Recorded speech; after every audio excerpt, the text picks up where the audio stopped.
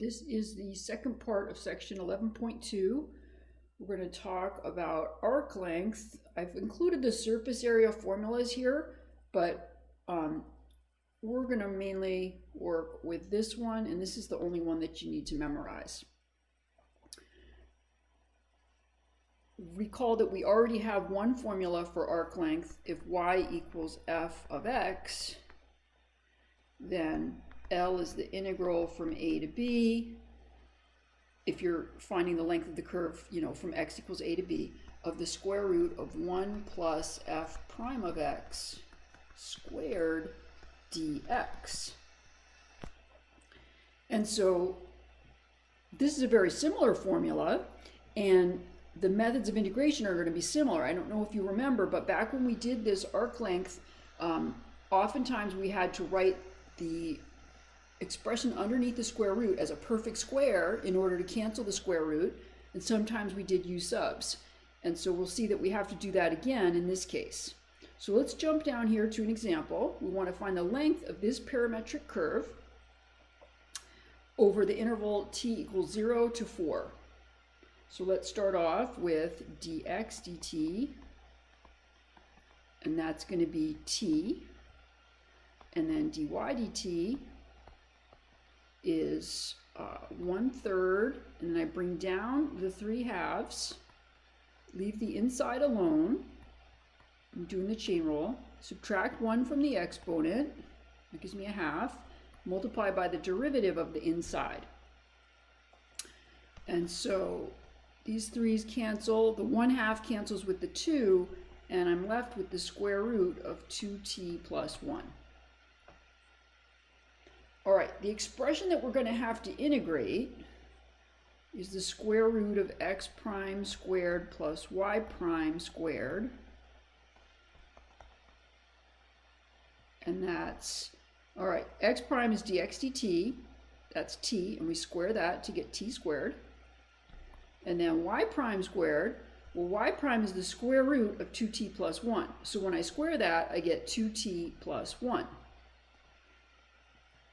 So L is the integral from 0 to 4 of the square root of t squared plus 2t plus 1.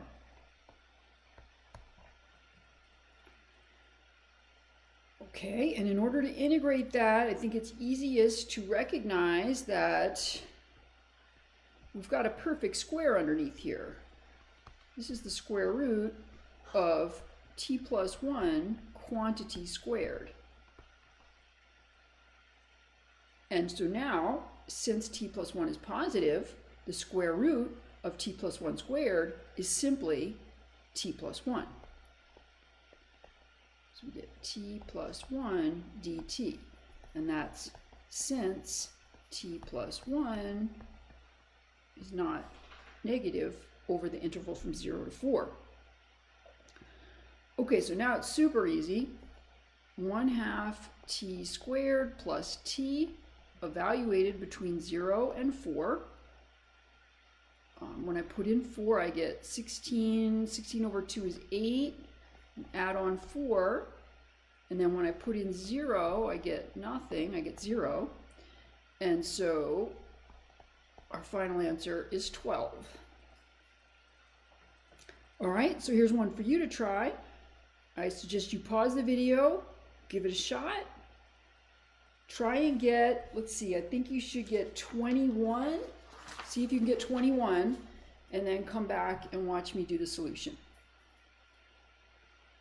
All right, here we go. X prime, which I could also write dx dt, but I'm just keeping it short with x prime. That's 9t squared, and y prime is, let's see, bring down the 2, and I get 9t.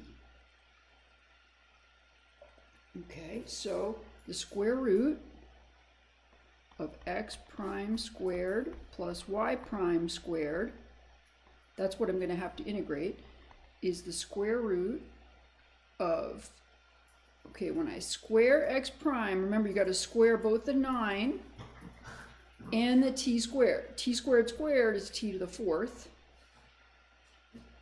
And then y prime squared is 81t squared, which is square root. I can pull out an 81t squared.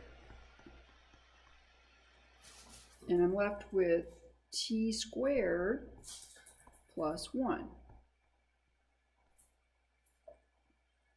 Okay, now the square root of a times b is the square root of a times the square root of b. So I can take the square root of 81t squared, which is 9t, because t is positive from 0 to root 3, and then I'm left with the square root of t squared plus 1. So I took the square root of this part and multiplied it by the square root of this part. Now what does that get me? Remember, we're going to have to integrate this. So if I hadn't done that, I'd be in quite a pickle if I was just trying to integrate that and I left it like that. So the reason I went through these steps of simplification is I knew I had to integrate 9t times the square root of t squared plus 1. So these problems are going to work out, so either it'll be a perfect square underneath the square root, like the previous problem, or you'll be able to pull something out so that you can do a u sub, and that's what is happening here. I can do a u sub with u equal t squared plus 1. du is 2t dt. Now I don't have a 2t, I have a 9t. So I'm going to multiply both sides of that equation by 9/2. And that will give me 9t dt. So now I'm ready to plug in L equals, I like to keep my constants out front, so 9/2 the integral du, so that takes care of the 9t dt, and what I'm left with is square root of t squared plus 1, which is the square root of u, so u to the 1/2 du. My new limits are when t is 0, u is 1, and when t is root 3 squared is 3, 3 plus 1 is 4. So change my limits, and now I don't have to go back to x's after I integrate. So now we integrate. I'll just do my scrap paper up here so you can see how I'm getting my constants. I have 9/2, and I'm going to add 1 to a half, which is 3/2, flip that 2/3. So I'm going to multiply by 2/3, and I'm going to get 3. So this is 3 u to the 3/2 between 1 and 4, which is 3 times 4 to the 3/2 minus 1. You don't need a calculator to do this. Okay, 4 to the 3/2. Take the square root of 4, that's 2, and then cube it. 2 cubed is 8.